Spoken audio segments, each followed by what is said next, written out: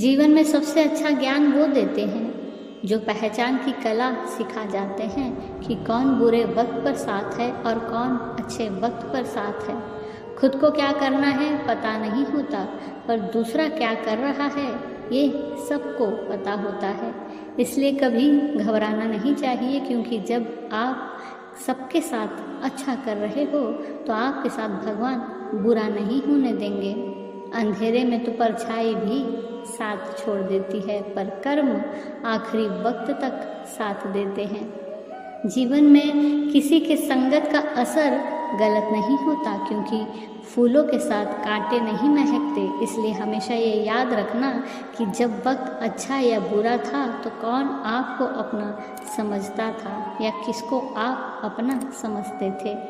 एक कर्म व्यवहार ही है जो हर कदम पर आपके साथ चलते हैं, चाहे अच्छे हो या बुरा, क्योंकि संघर्ष खुद करना पड़ता है, सफलता बाद में आते हैं।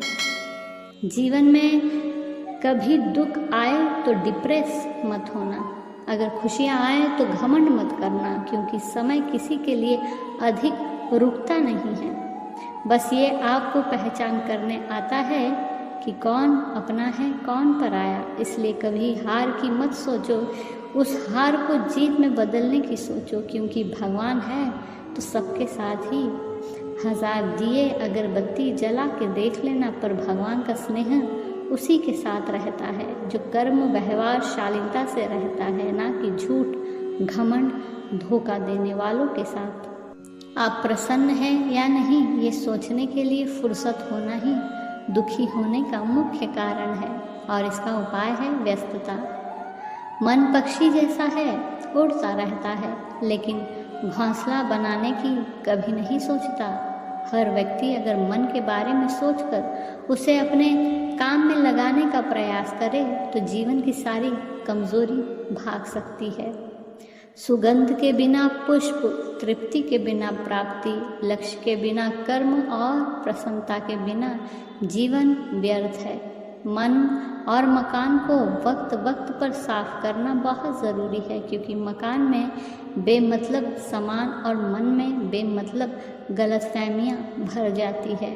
दिल में बुराई रखने से बेहतर है कि नाराज़गी जाहिर कर दो। जहाँ दूसरों को समझना कठिन हो वहाँ खुद को समझ लेना ही बेहतर है। आज के समय में अच्छा व्यक्तित्व वही है जिसका मन उदास ना हो और दिमाग आसमान पर ना हो।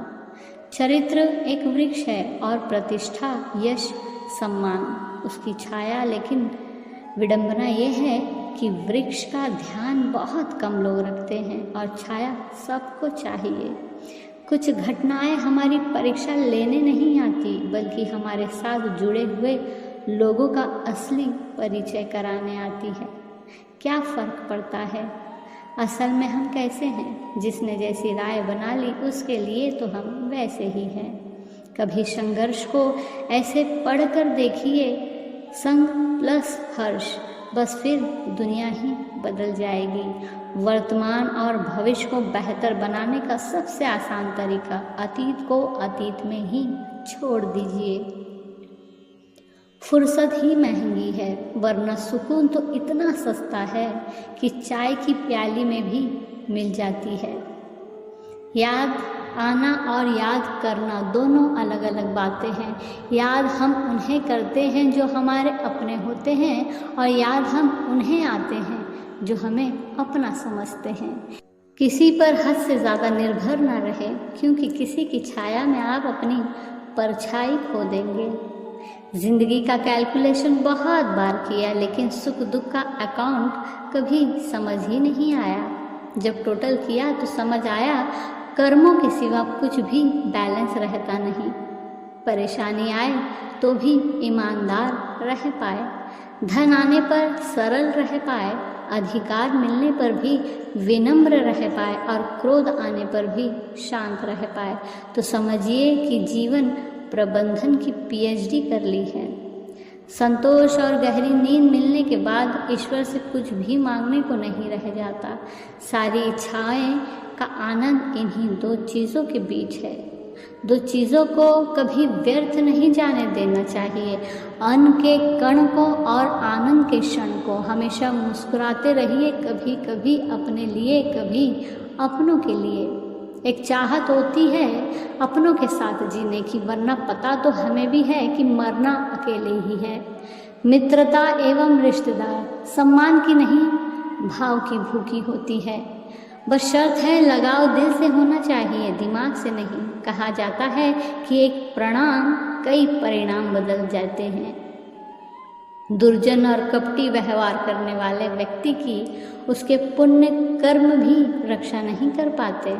जैसे पंख निकल आने पर पक्षी घोंसले छोड़ देते हैं, वैसे ही अंत समय में पुण्य कर्म भी उसका साथ छोड़ देते हैं। धन्यवाद।